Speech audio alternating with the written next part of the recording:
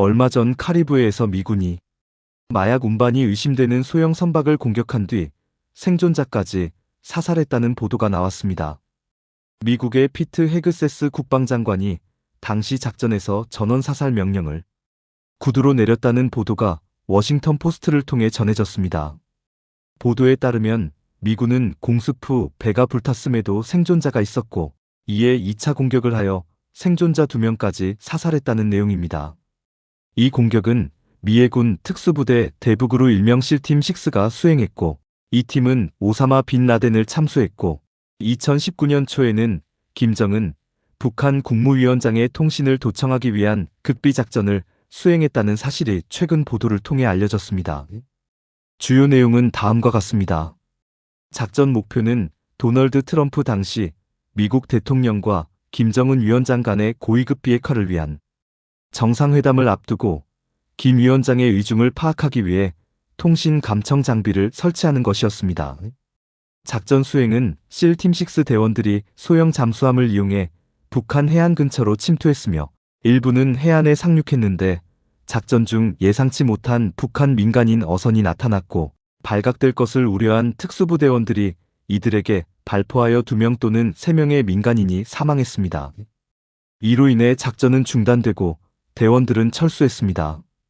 이 작전은 고위험 임무였기 때문에 당시 트럼프 대통령의 직접 승인이 필요했으며 의회 주요 지도자들에게도 통보되지 않은 채 수년간 기밀로 유지되었습니다. 해당 보도가 나온 후 트럼프 대통령은 자신은 이 작전에 대해 전혀 알지 못했다고 주장했습니다. 이 보도는 2025년 9월 뉴욕타임즈의 심층 기사를 통해 처음 공개되었으며 미 특수작전 역사상 가장 어둡고 논란이 많은 사건 중 하나로 언급되고 있습니다.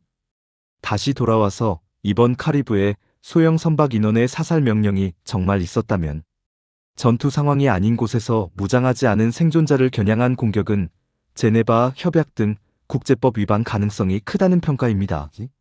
전현직 군사법률 전문가들은 마약 밀매 조직과 미국 사이의 합법적인 전쟁 상태가 성립되지 않는다고 보고 이는 법적 정당성이 없다고 주장합니다만 미국 국방부는 해당 보도를 강력히 부인했습니다. 헤그세스 장관이 그러한 지시를 내렸다는 내용 자체가 완전한 허위라고 주장했습니다. 백악관과 국방부는 현장 지휘관 판단에 따른 행동이었다고 말하면서 헤그세스 장관을 겨냥한 직접 명령은 부인하는 입장을 보였습니다. 따라서 미 상하원 군사위원회가 이 사건을 조사 중이고 민주당 일부 의원은 헤그세스 국방장관 탄핵 추진까지 거론하는 등 국내 정치적으로도 파장이 큽니다. 여러분, 이 사건은 왜 일어났을까요? 단순히 트럼프가 미국 시민을 위협하는 마약을 차단하기 위해 실행한 작전일까요? 표면적으로 보면 그렇게 보이지만 아주 복잡하고 심각한 비하인드 스토리가 있습니다. 그럼 지금부터 이 사건 속으로 들어가 보겠습니다. 트럼프 베네수엘라의 마두로, 마약 중국, 러시아 그리고 최근 발견된 가이아나 유전 등 2025년 미국의 뒷마당에서 벌어지는 위험한 균형에 관한 내용입니다. 여러분은 혹시 이런 생각을 해보신 적 있으신가요? 베네수엘라의 독재자 마두로, 미국 대통령 트럼프, 국제마약 조직 중국과 러시아, 그리고 남미의 작은 나라 가이아나의 석유. 전혀 다른 이야기처럼 보이는 이 키워드 5가지를 하나의 이야기로 엮어 2025년 현재 서반구에서 벌어지고 있는 보이지 않는 지정학적 충돌을 차분하게 정리해 보겠습니다. 트럼프는 왜 베네수엘라를 국가안보 문제로 보는가? 도널드 트럼프의 외교 철학은 단순합니다. 미국의 이익이 되는가, 아니면 위협이 되는가? 트럼프에게 베네수엘라는 단순한 독재 국가가 아니었습니다. 미국으로 유입되는 마약의 주요 경로, 반미 사회주의 정권의 상징, 중국과 러시아가 영향력을 행사하는 전초기지. 이 3가지가 겹친 미국 입장에서 매우 불편한 존재였습니다. 그래서 트럼프 행정부는 베네수엘라 문제를 외교 문제가 아니라 안보 문제로 격상시켰고 강력한 금융 제재와 해상 압박 그리고 마두로 개인을 겨냥한 형사 기소라는 전례 없는 조치를 취하게 됩니다. 미국이 마두로를 공격할 때 가장 강하게 사용한 프레임은 독재자가 아니라 마약 국가의 수장이었습니다. 최근 베네수엘라의 야권 지도자 마리아 마차도는 2025년 노벨 평화상을 수상했으며 마두로 독재 정권에 맞서 민주화 운동을 이끈 공로를 인정받았습니다. 그녀는 정부의 체포 위협으로 시상식에 참석하지 못하고 딸이 대신 상을 받았으며 이후 극비리에 베네수엘라를 탈출하여 노르웨이에 도착한 사건이 있었습니다. 미국 법무부는 마두로와 베네수엘라 고위 인사들이 국제마약 밀매 조직과 연계돼 있다고 주장하며 형사 기소까지 단행합니다. 이 프레임의 핵심은 이것입니다. 마약을 통해 불법 자금을 만들고 그 돈으로 정권을 유지하며 결과적으로 미국 사회에 피해를 준다. 즉, 인권이나 민주주의의 문제가 아니라 미국 시민의 안전을 직접 위협하는 문제라는 겁니다. 그럼 베네수엘라는 원래 마약 국가였을까? 여기서 중요한 질문 하나가 나옵니다. 베네수엘라는 처음부터 이런 나라였을까? 답은 아니오입니다. 베네수엘라는 세계 최대 원유 매장국이고 과거 중남미에서 가장 부유한 나라 중 하나였습니다. 하지만 무리한 사회주의의 경제 실험, 국유화 정책 실패, 군부와 관료의 만연한 부패, 국제사회의 강력한 제재, 이 모든 것이 겹치면서 국가 경제는 급속히 붕괴합니다. 정권은 살아남기 위해 합법적인 석유 수익 대신 불법 경제, 즉 마약, 밀수, 불법금 채굴에 점점 의존하게 됩니다. 좀 더 파헤쳐보면 미국이 가장 우려하는 지점은 마약 그 자체가 아닙니다. 문제는 마약과 국가 권력이 결합된 구조입니다. 베네수엘라에서는 공항과 항만을 관리하는 군부, 영공을 통제하는 공군, 사법기관을 장악한 정권, 이 모든 요소가 하나의 체계로 얽혀 마약 이동을 사실상 보호합니다. 이 구조 속에서 군부는 정권에 충성하고 정권은 군부의 충성을 통해 권력을 유지합니다.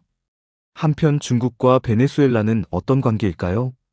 올해 12월 3일 정례 브리핑에서 린젠 중국 외교부 대변인은 미국에 의한 베네수엘라 영공 폐쇄 조치 같은 행위는 국제규범을 위반하고 국가 주권을 침해하는 것이라고 밝혔습니다. 린젠 대변인은 중국은 어떤 구실로든 베네수엘라 내정에 개입하는 것을 단호히 거부하며 모든 관련 당사국에 라틴 아메리카를 평화지대로 유지할 것을 촉구했습니다. 중국은 베네수엘라를 포함한 여러 라틴 아메리카 국가들과 강력한 관계를 구축해왔으며 이는 오랫동안 미국이 지배해온 이 지역에서 영향력을 확대하려는 광범위한 중국의 전략의 일환입니다. 트럼프 대통령의 군사행동 위협은 중국이 이 지역에서 구축해온 영향력을 위태롭게 할 수 있는 것입니다. 중국은 1999년 마두로 대통령의 전임자인 차베스 대통령 시절부터 베네수엘라에 없어서는 안 될 중요한 파트너이고 차베스 대통령은 다국적 국제 질서를 열렬히 지지해왔습니다. 또한 수년에 걸쳐 중국은 베네수엘라 석유의 주요 수입국이 되었습니다. 2024년 중국은 베네수엘라에서 하루 평균 약 26만 8천 배럴의 원유를 수입했었고 베네수엘라산 원유는 미국의 제재를 피하기 위해 허위 라벨이 부착되는 경우가 잦아 실제로는 이보다 더 많을 가능성이 높습니다. 베네수엘라산 원유는 중국 경제의 핵심적인 자원이고 중국은 최근 몇 년간 제조업 분야에서 글로벌 우위를 유지하고 중동산 원유에 대한 의존도를 줄이기 위해 천연자원의 다각화를 시도해왔는데 트럼프 대통령이 베네수엘라의 군사 개입을 위협한 것은 적어도 부분적으로는 중국의 이익에 도전하기 위한 것일 수도 있습니다. 실제 미 백악관은 올해 12월 2일 멀로 독트린에 대한 트럼프 행정부의 의지를 확인하는 공식 성명을 발표했다. 1823년에 서명된 멀로 독트린은 미국이 라틴 아메리카에 대한 다른 국가들의 영향력을 거부할 것이라고 명시했다. 이 독트린에 대한 새로운 버전인 트럼프 선언은 타국이나 글로벌 기관이 아닌 미국 국민이 서반구의 운명을 결정할 것이라고 명시하고 있습니다. 또한 미국이 베네수엘라에서 군사행동을 취한다면 이 지역 전체에 큰 불안감이 고조될 것이고 트럼프 대통령은 최근 미국으로 향하는 불법 마약을 제조한 국가는 미국의 군사공격에 노출될 것이라고 경고하며 그 대상으로 콜롬비아를 지목했었습니다.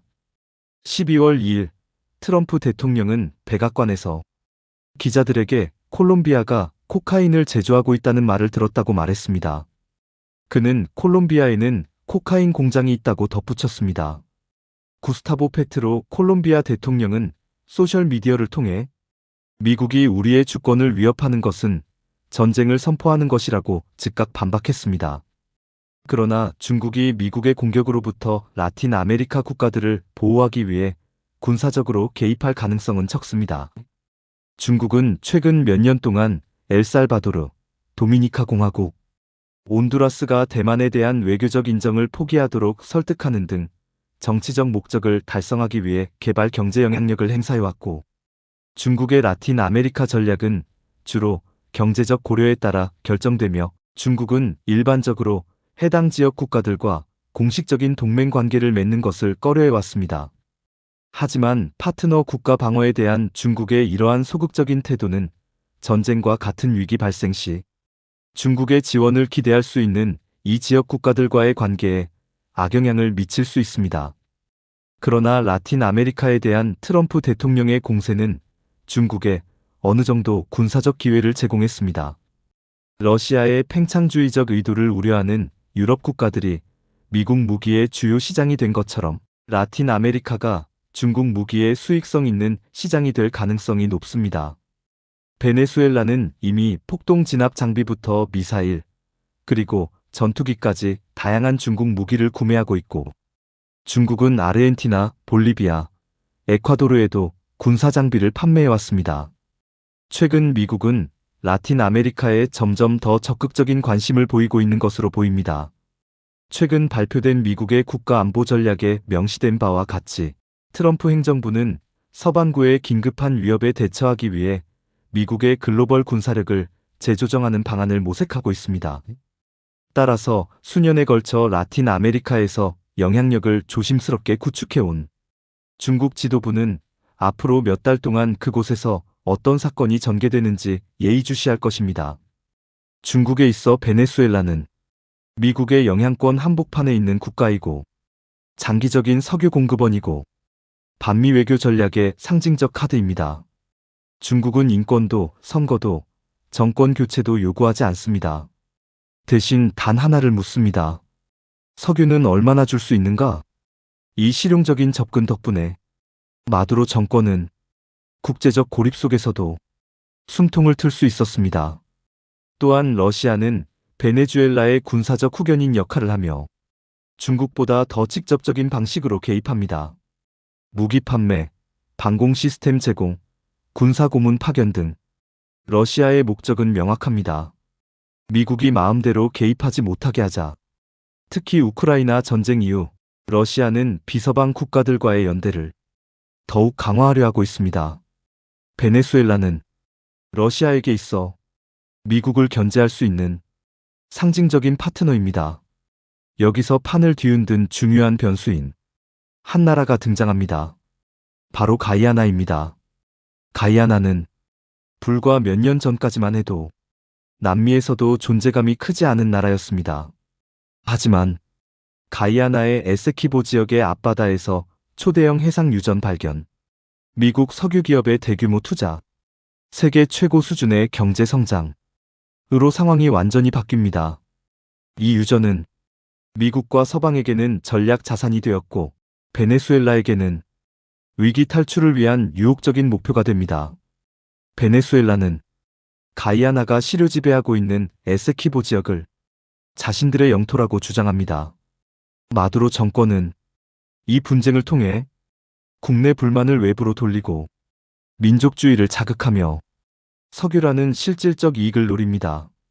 미국은 가이아나를 사실상 보호 대상으로 보고 있으며 이 지점에서 미국과 베네수엘라의 이해가 정면으로 충돌하게 됩니다. 2025년 현재 국제 정치 전문가들은 다음과 같은 세 가지 가능성을 이야기합니다. 첫째, 미국의 압박이 강화돼 마두로 정권이 내부 균열을 겪는 시나리오. 둘째, 중국과 러시아의 지원 속에 저강도 대치가 장기화되는 시나리오. 셋째, 가이아나 유전을 둘러싼 국지적 충돌이 발생하는 시나리오. 어느 쪽이든 서방구의 긴장은 당분간 계속될 가능성이 큽니다. 이 상황은 권력 유지를 위한 불법 경제, 자원을 둘러싼 패권 경쟁, 미국의 영향력 회복 시도, 이 모든 요소가 하나의 이야기로 연결돼 있습니다. 마두로는 얼마 전 존 레논의 이매진이란 노래를 국민들 앞에서 불렀습니다. 이매진은 미국의 베트남전 참전을 반대하는 노래이자 세계 평화를 외치는 노래로 알려져 있습니다. 이 노래를 마두로는 자국 국민들 앞에서 부르면서 평화를 외치고 미국을 비판합니다. 그러한 상황에 베네수엘라 민주투사 마차도는 독재자 마두로를 피해 망명을 하고 노벨 평화상을 받습니다. 트럼프의 관심은 마약이나 베네수엘라의 민주화가 아니라 석유입니다. 예전에 오바마가 미국 대통령 당선 후 가장 먼저 회의한 내용이 에너지 정책입니다. 미국은 세계 최대의 석유 소비국이기 때문입니다. 내년 중간 선거를 앞두고 있어 이런저런 성과를 많이 내야 하는 트럼프는 겉으로는 내색을 안 하지만 북한의 김정은 위원장을 만나기 위한 노력도 할 것으로 예상됩니다. 또한 트럼프는 자신의 소셜미디어를 통해 많은 캐나다인들이 미국의 51번째 주가 되기를 원한다고 주장했죠. 양국의 관세 문제를 놓고 신경전을 벌이면서 동맹국인 캐나다를 직접적으로 도발한 것입니다. 여기서 트럼프는 미국이 연간 1억 달러가 넘는 보조금을 캐나다에 지원하는 건 말이 안 된다며 미국이 캐나다와의 무역에서 적자를 보고 있는 상황을 보조금으로 표현한 것입니다. 또한 멕시코만을 아메리카만으로 개명하자고 했고 아이슬란드의 그린란드 메입, 파마나우나 바난, 그리고 이제 베네수엘라 석유입니다. 여러분은 어떻게 보시나요? 여러분이 시진핑이나 푸틴이라면 지금까지의 상황에 어떻게 대응하실 건가요? 소형 선박의 인원이 전부 사살된 이유를 저는 이렇게 생각합니다. 누구든 미국에 마약을 갖고 오면 이렇게 된다. 마두로는 지금 상황 판단을 잘해라 정도로 생각됩니다. 미국은 늘 그래왔듯이 베네수엘라에 친미 정권을 세우고 석유 확보의 노력을 계속할 것입니다. 또한 트럼프의 강경 노선이 전 세계 질서에 어떤 영향을 얼마만큼 미칠까요? 끝으로 이 사건은 석유를 전량 수입하는 우리나라에도 에너지 확보 차원에서 시사하는 바가 큽니다. 지금까지 이런저런 이야기를 했는데요. 좋은 의견 있으시면 댓글로 의견을 남겨주시고 이 영상이 도움이 되셨다면 구독과 좋아요 부탁드립니다. 깊이 있는 시각과 예리한 분석으로 불확실성이 커진 세상을 헤쳐나갈 지혜를 제공하는 것이 이 채널의 목적입니다. 다음 영상에서도 우리가 꼭 알아야 할 중요한 이슈를 가지고 돌아오겠습니다. 감사합니다.